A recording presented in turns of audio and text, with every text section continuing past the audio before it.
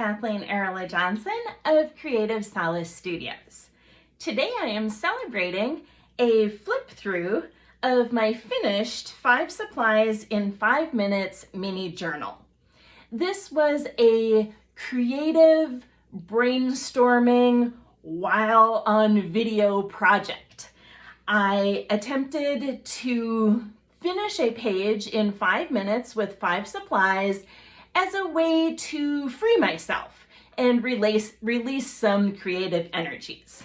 This flip through will be unnarrated. So let's take a look.